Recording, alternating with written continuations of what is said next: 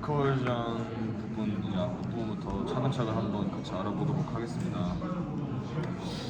이제 리커전이 이제 수학적으로 얘기를 하면은 어떤 수학적인 객체나 함수를 이제 정의를 할 때 그 객체의 정의를 이용해서 정의하는 것이라고 교환한다고 했습니다. 이제 여기 이 부분에서 예시가 이제 그 팩토리얼로 나와 있는데요. 팩토리얼 보시면은 n 팩토리얼을 이제 그 n이 0일 때와 n이 0보다 클 때 이 두 가지로 나뉘는데 n이 0이면 1 그리고 n이 0보다 크면은 곱하기 n-1 팩토리얼로 해서 이제 그 조건을 나눠놨습니다. 그리고 여기서 n이 0일 때를 이제 베이스 케이스라고 하는데 이 케이스는 직접 함수값을 계산할 수 있는 단순한 경우이고 이제 그 밑에 있는 그 시기 그 리커시브 스텝 이제 반복하는 그 케이스로 이제 1인 경우가 아니면 사실 이거를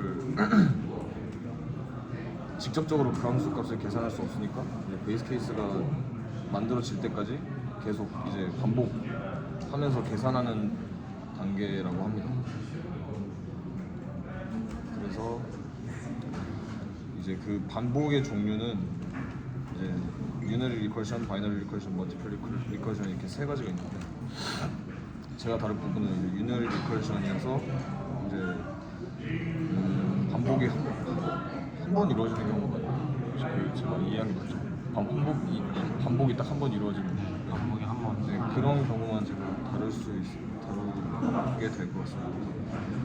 다시 이제 그 팩토리얼 그 반복 코드를 보면은 이제 그 n이 1보다 작거나 같을 때 이제 이걸 베이스 케이스 이게 이 부분이 베이스 케이스고 이 조건을 만족하면은 1을 반환하고 그렇지 않으면 나머지 경우죠. 그러면은 이제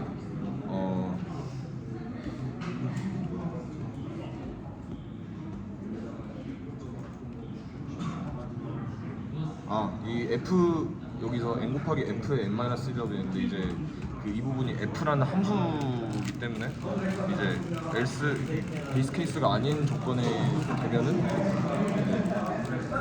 n이 n-1의 값이 이제 파라미터로 들어가는 거예요. 그 상태로 이제 그 F가 다시 호출이 되는 구조입니다. 그래서 만약에 5를 넣었다고 가정을 하면은 이제 F5면은 베이스 케이스가 아니니까 5 곱하기 F4 F4가 또 다시 출력이 되겠죠. 그리고 아직 베이스 케이스 아니니까 F3이 F3으로 다시 함수가 호출이 되고 F2, F1에서 1이 될 때까지 이제 계속 호출이 되다가 이제 베이스 케이스가 됐으니까 반환을 하겠죠. 이제 근데 이제 5부터 1까지 지금 함수가 다 호출이 계속 돼 있는 상태였으니까 이제 베이스 케이스 계산되면은 그 다음에 F2가 계산된 값이 반환되고 그게 끝나면 F3이 또 F3 계산된 값이 또 반영되고 이렇게 해서 그 이제 그 걸려있던 함수들에 대해서 좀 이게 차근차근 해결이 되는 모습을 보실 수가 있습니다. 아직 3분이네요. 네, 그 이렇게 그 계산이 되는 현상이라고 해야 되나? 아무튼 이게 그 함수가 이제 그 스택처럼 이제 함수 호출이 쌓여 있다라고 해서 펑션 컬 스택이라고 하는데 네.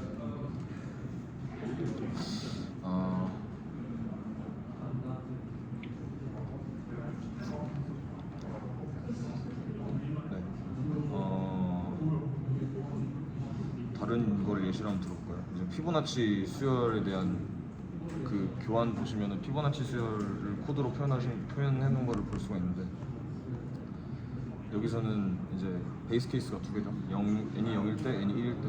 그리고 그 나머지는 이제 피보나치 함수를 다시 호출하면서 n-1 피보나치 함수에 n-1이 들어간 값하고 n-2가 들어간 값 이거를 더한 그 케이스가 이제 반복되는 구조죠. 그리고 이제 코드를 보면은 이제 1보다 작거나 같을 때 0과 1을 모두 이제 말하는 것 같은데 이 베이스 케이스는 바로 이제 값을 반환하고 그렇지 않으면 이제 그 반복되는 그 식으로 다시 함수가 호출이 되는 그 구조로 코드가 짜여져 있습니다. 그렇게 되면은 똑같이가 아니라 이제 함수에 이제 4라는 값을 집어넣었을 때 4 호출되고 이제 4가 호출되면은 베이스 케이스가 아니니까 3 그 함수에는 3과 2가 들어갈 거고 이제 함수 2개가 호출이 되니까 이제 그 값이 호출이 되면은 이제 이런 교환에서 보시는 것 같이 트리 형태로 그 스택이 쌓여있게 돼요. 그러고 이제 베이스 케이스에 딱 되면은 그거 순서대로 이제 다 해결이 되겠죠. 네, 이 정도로 마치겠습니다. 그 뒤로 이어서 하자면은 바로 교환 뒤에 linear sum이라는 게 있는데 똑같이 리커시브한 코드를 써서 하면 되거든요. 근데 여기 보시면은 저희가 호출을 할 때 결국에 linear sum 같은 경우에는 일자로 쭉 내려가면서 하는 거기 때문에 방향이 한 갈래밖에 없어서 unary recursion이라고 보면 될 것 같고, 베이스 케이스 A1일 때 n은 1일 때는 그대로 출력시키면 되고요. linear sum은 그냥 말 그대로 그 수부터 맨 밑에 1까지의 수를 더하면 되는 거기 때문에 그냥 sn이라고 쳤을 때 n이 들어갔을 때 s 이 지금 값인 an과 그 전 값인 sn-1까지 합을 더해주면 되는데, 저는 이 부분을 반대로 생각해가지고 n이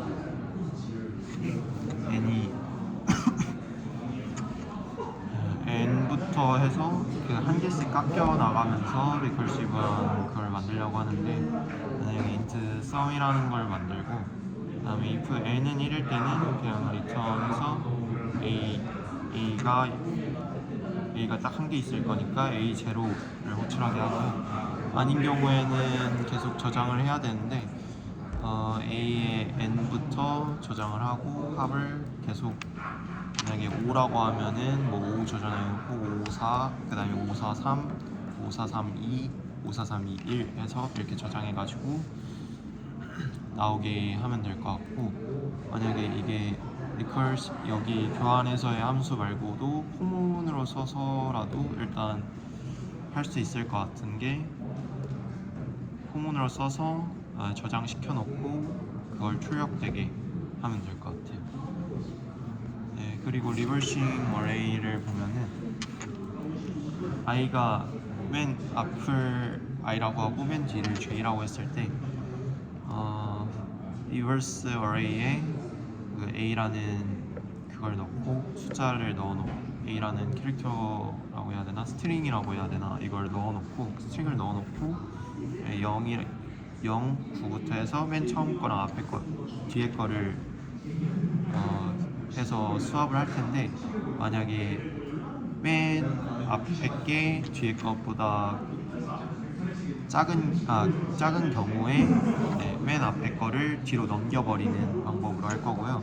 그러면서 수합을 하면서 계속 이게 i는 한 개씩 늘려가고 j는 한 개씩 줄여가면서 리버스 어레이로 써가지고 다시 리컬시브하게 코드를 짜서 결국에 리버싱 어레이 쪽을 해결하게 될 것 같아요. 컴퓨팅 파워스 같은 경우에도 앞에 본 것처럼 얘도 그냥 쌓아가지고 출력을 하면 되는데, 그래서 x에다가 p의 x의 n-1을 계속 곱해줘가지고 n이 0일 때 제외하고는 계속 곱해져서 쌓아놓고 결국에 출력을 하면 될 것 같거든요. 저는 이때까지 이렇게 리컬시브한 함수를 쓰기보다는 웬만한 포문을 써가지고 하는 게 좀 편해가지고 포문을 쓰긴 했는데, 차라리 이 클래스를 따로 만들거나 아니면은 함수를 따로 만들어가지고 빼서 이 리컬시브하게 쓰는 방법도 오히려 나중에 이거를 호출해서 여러 번 쓸 때는 이게 훨씬 더 효율적일 수 있겠다라는 생각을 해볼 수 있는 것 같았어요. 그래서 제가 포문 쓰는 거 이외에도 한번 리커시브 쪽을 써가지고 또 다른 클래스를 만들어서 계속 리커시브하게 호출을 하면서 프로그램을 짜게 만드는 것도 또 이런 경우도 필요할 수 있겠다라는 생각을 하면서 되게 좋은 경험을 하면서 배우게 된 것 같습니다. 그래가지고 다음에도 한번 리커시브 함수를 써보면서 하게 될 것 같아요. 코딩을 할 수 있게 될 것 같아요. 제가 시간이 안 보여서 그런데 오늘은 때문 검사 알고리즘에 대해 설명드리겠습니다. 때문이란 앞에서부터 읽거나 뒤에서부터 읽거나 같은 문자를 말하는데, 예를 들어 기러기나 마담이나 알라얄랑 같은 단어들의 해문입니다. 오늘 다룬 알고리즘은 제기함수를 사용한 해문 검사입니다. 이 펠린드롬 검사를 보면 책 펠린드롬 함수는 문자열의 처음과 끝에서 시작하여 점차 중앙으로 이동하면서 문자와 동일한지 확인합니다. 이 함수는 세 가지 주요 단계로 나눌 수 있습니다. 첫 번째 조건에서 시작 인덱스랑 끝 인덱스보다 시작 인덱스가 끝 인덱스보다 크거나 같아지면 제기 호출을 종료하고 문자열이 해문을 의미하는 1을 반환합니다. 이때 문자열의 모든 문자가 일치했기 때문에 해문이라고 판단하는 것이고, 두 번째 조건이 의미하는 게 뭐냐면 시작 인덱스의 문자와 끝 인덱스의 문자가 일치하지 않으면 해문이 아니니까 바로 이제 0을 반환합니다. 즉 하나라도 다른 문자가 있으면 바로 검사를 중단합니다. 세 번째 조건이 뭐냐면 이 두 가지 조건이 아니라면 대기적으로 책 펠린드롬 함수를 호출합니다. 처음 인덱스를 하나 늘리고 끝 인덱스를 하나 줄여서 다시 같은 검사를 반복하는 방식입니다. 메인 함수 부분을 보면 캐릭터 라인 배열에 문자열 말라열량을 저장하고 있습니다. 그리고 책 펠린드롬 함수를 호출하여 이 문자열이 해문인지 검사합니다. 문자열의 길이는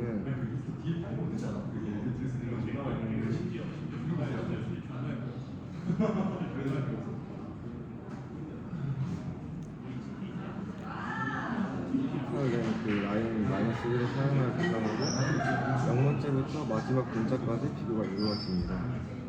결과는 F로 수립되는데 이 값은 1 또는 0으로 나타납니다. 1은 문자열이 해문이라는 것을 의미하고 0은 해문이 아닌 것을 나타냅니다. 예시에서 말라얄람은 해문이기 때문에 출력값이 0이 되고 1이 될 것입니다.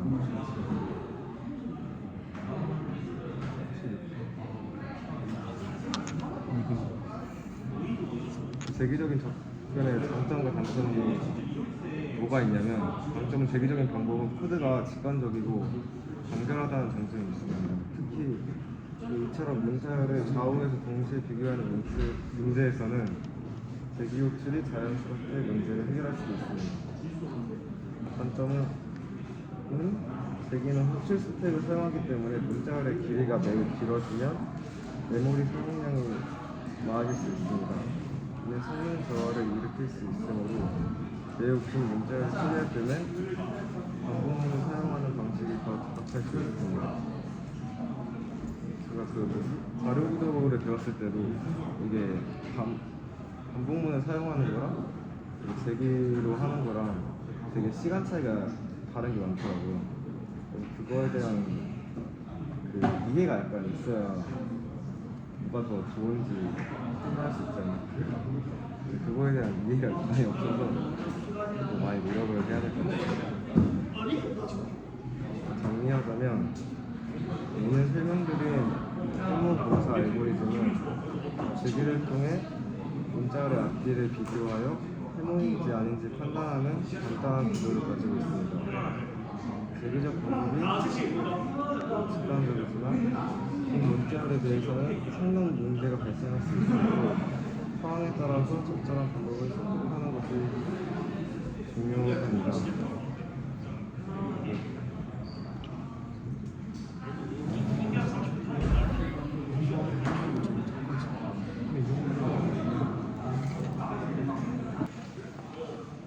저는 하노이 타워가 이 제기를 설명하는 데 있어서 되게 좋은 예시라고 생각을 했거든요. 처음에 들으면서. 그래서 이제 하노이 타워에 대해서 설명을 해보려고 이제 가졌고, 이제 하노이 타워 문제는 기본적인 규칙이 몇 가지 있는데, 일단 첫 번째로 한 번에 한 개의 원판만 옮길 수 있다는 거. 네, 그리고 두 번째로 이제 큰 원판이 작은 원판 위에 올려질 수 없다는 점인데, 그래서 이제 이런 문제를 해결하려면은 제기를 사용하는 게 가장 편리한 것 같더라고요. 사실 반복문으로는 어떻게 해결하는지도 모르겠거든요.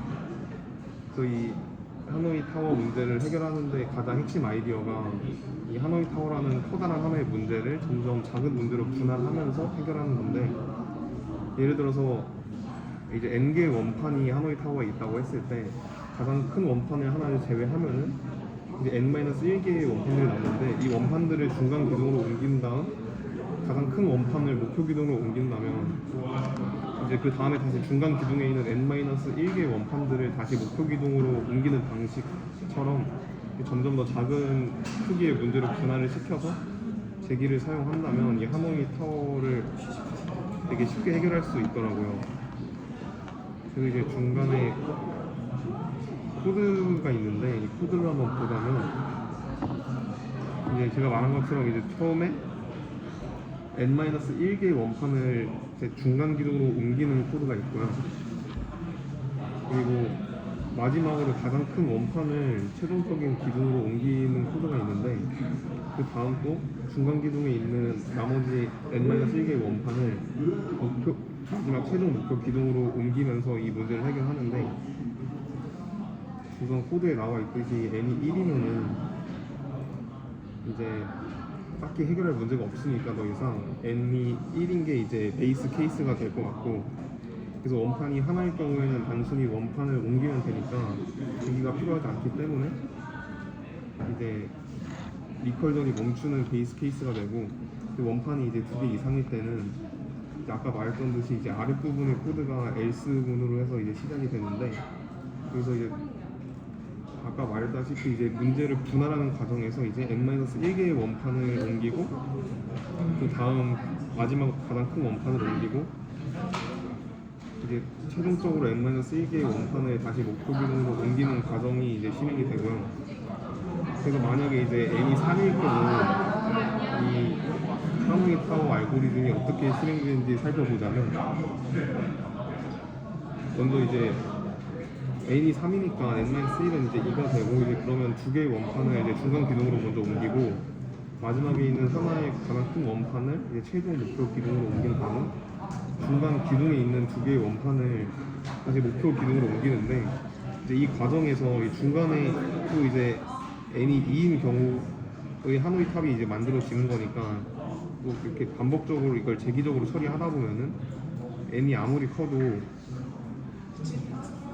이제 다른 방식을 사용할 때보다는 이제 재기적으로 처리했을 때 훨씬 빠르고 효율적으로 이 하노이 탑 문제를 풀 수 있습니다.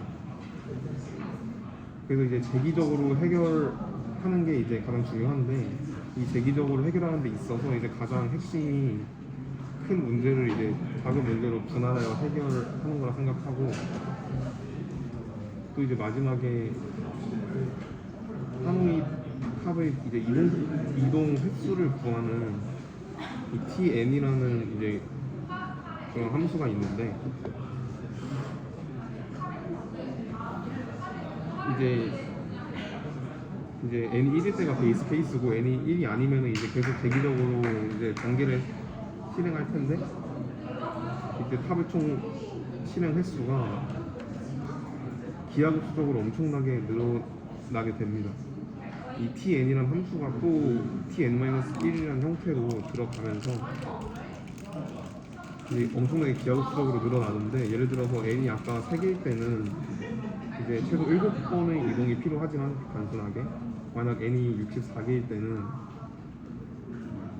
이게 셀 수 없을 정도로 시간이 걸리더라고요. 제가 숫자를 안 세봤는데 네, 엄청나게 많은 시간이 필요를 하기 때문에 이처럼 이제 하모니탑 같이 복잡한 문제는 되게 단순해 보이지만 이게 되게 복잡한 문제는 이처럼 이제 재기적으로 해결을 하면은 쉽게 해결을 할 수가 있을 것 같습니다.